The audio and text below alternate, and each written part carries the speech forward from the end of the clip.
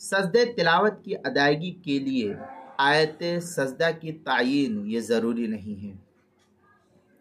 चुनांचे अगर किसी शख्स ने मुतादिद आयत सजदा पढ़ी और वो उसके सजदे तिलावत बैक वक्त अदा करना चाहता है तो हर आयत की तायीन के साथ सजदा करने की उसको कोई ज़रूरत नहीं है।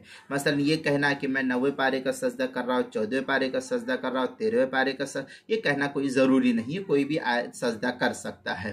बल्कि बिला तायीन वाजिब शुदा सजदों को गिन कर सजदा कर लेने से भी अदा हो जाएगा, इसमें कोई हर्ज नहीं। मसलन उसके ऊपर 10 सजदा है तो अब एक साथ बैठ करके वो कर ले तो भी उसका अदा हो जाएगा।